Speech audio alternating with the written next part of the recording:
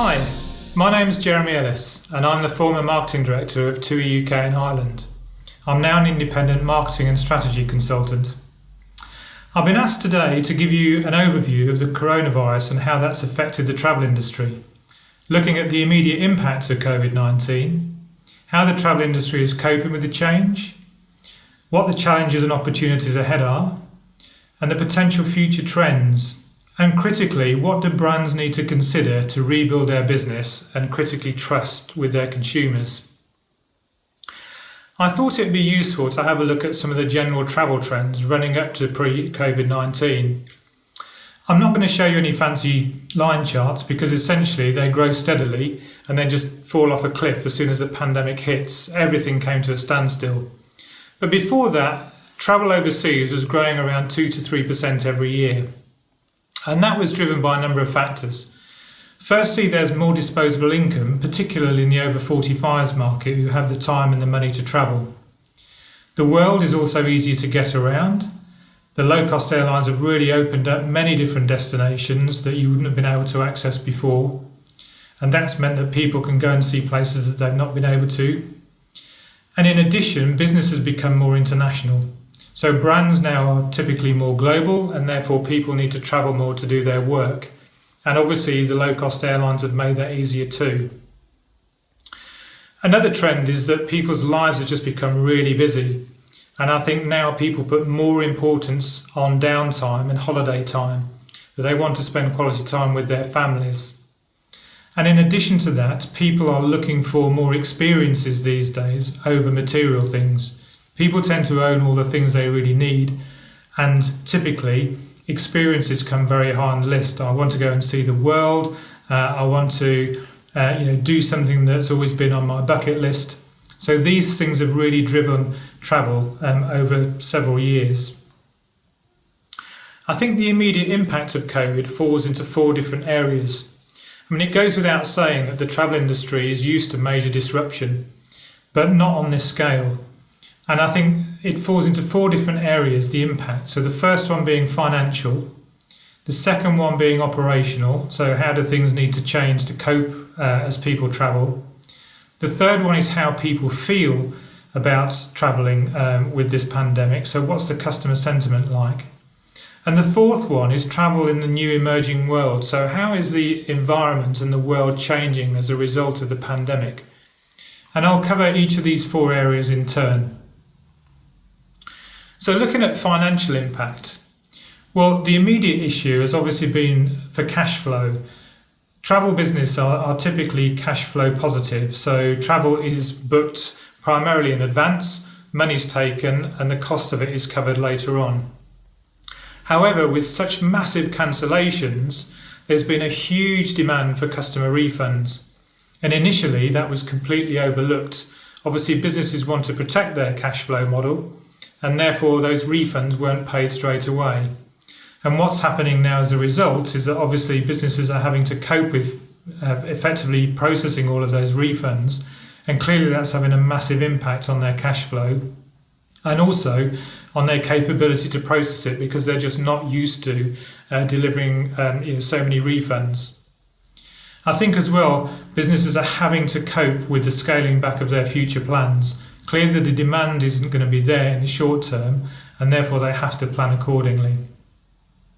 I think also there's the kind of opposite side, which is how do we maximise future bookings in order to protect cash flow? So inevitably there's going to be a drive to bring in those bookings for the future. The challenges ahead really are around managing the closure of government schemes in terms of furloughing, and also the whole consolidation of the industry. Sadly, we've already seen some fallout from the industry. There will be further redundancies, no doubt, which is very, very sad to see. But nonetheless, there has to be the right sizing of businesses and the industry moving forwards. And that, again, will have a massive financial impact. When you look at the operational impact, clearly the immediate issue is just shutting down the entire travel industry. And I think what that's led to is a real logistical headache about how you get things restarted. So, airlines, cruise lines, hotels, train companies, just getting the whole thing back up and running in a manageable way is clearly a huge task. Not only is it about starting up, it's also about starting up in a completely different environment where everything has to be completely safe to avoid any further outbreaks. In addition to that, there's been a lack really of clear government guidelines. So with airlines in particular, there's been talk about air bridges, various other openings up of destinations, when they're going to open up, is it safe to go? So there's a huge logistical issue around what's actually possible, in addition to actually creating the operation itself.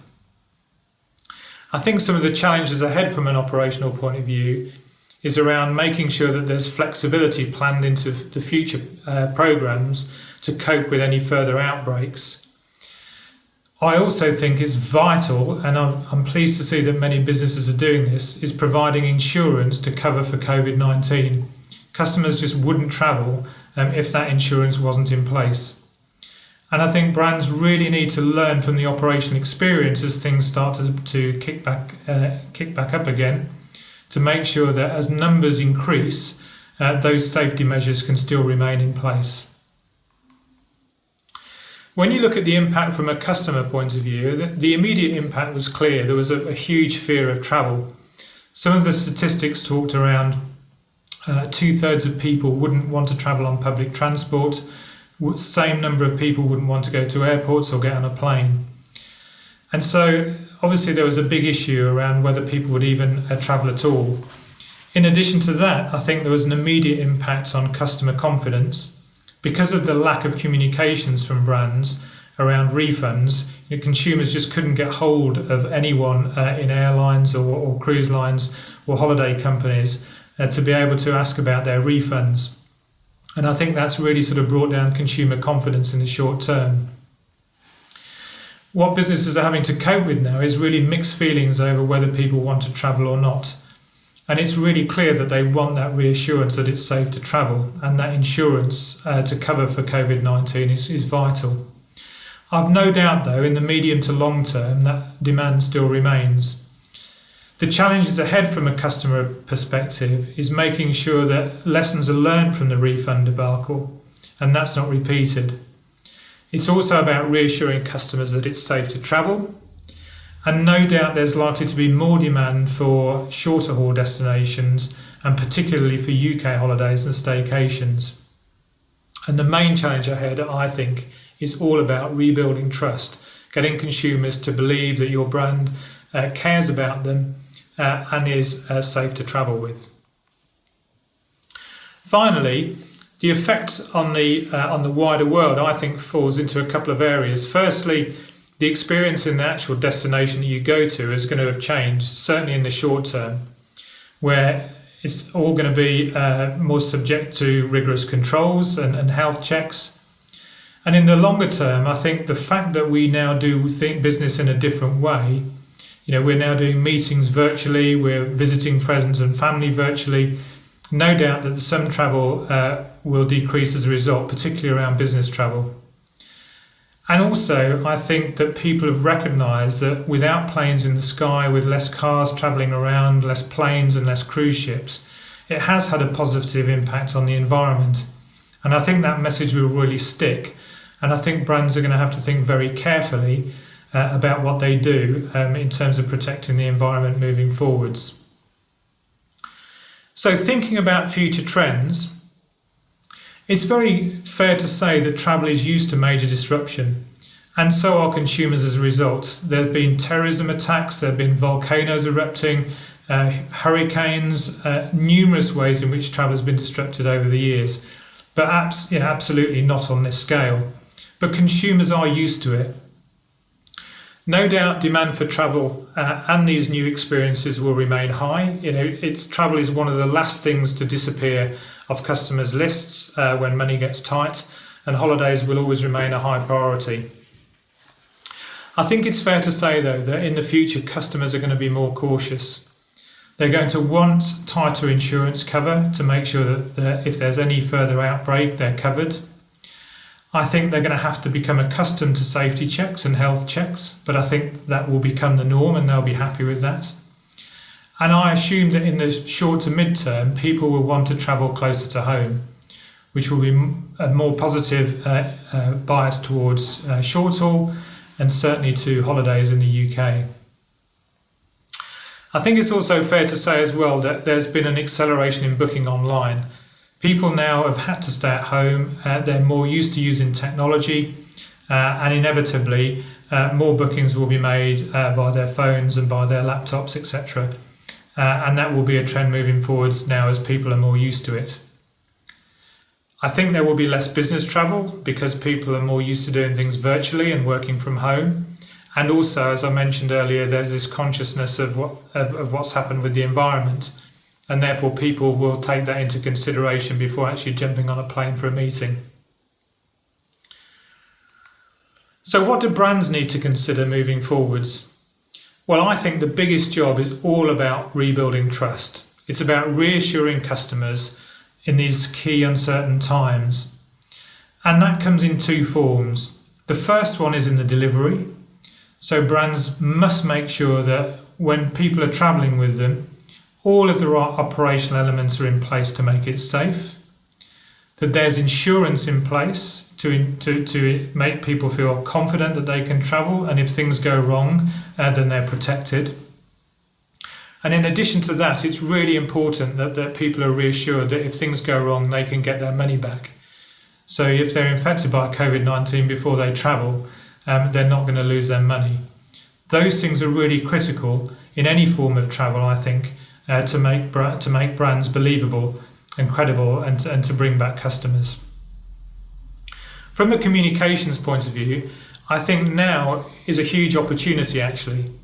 I think brands firstly have to be completely open, to be contactable by their customers, and also to be really authentic, not to cover anything up. I think as well, when talking about their brands, it's important to focus on media that deliver emotive messaging. People want to hear reassurance, and it's important that that's delivered in the right way. So media such as TV and radio, I think, will be really important for that moving forwards. I think also it's important to remember that at the moment, media consumption is extremely high. Because people are staying at home, the radio is on all day, TV is on more so, online is obviously being consumed a lot more. So there's never been a period of time when media consumption has been so high. It's therefore a great opportunity for brands to make the most of that from a value point of view. And there's real potential when times are difficult, and this is proven in many years of similar experiences, that brands that invest when times are hard can win share of voice and also win share of market. So there's never really a better time to take this opportunity to reassure customers and potentially take a good share of the market.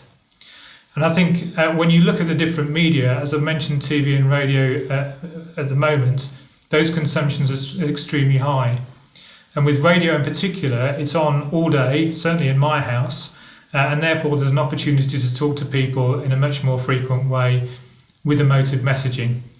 So I think it's really important that you consider the opportunity of investing in brand communications coming out of the back of this pandemic. Lastly, I think it's also worth saying that brands should really use this time properly to reflect on what's happened. Step back, really consider what's important to your customer, what's important to your business in terms of structuring yourself moving forwards, and how you make sure your purpose is really clear and how that delivers through your brand and through your business. So in some respects, whilst times are really difficult, there is an opportunity for those that are clear on what they need to do and those that are brave to make the most of it. So on that note, thank you very much for listening, and really good luck with all of your challenges ahead. And have a great day. Thank you.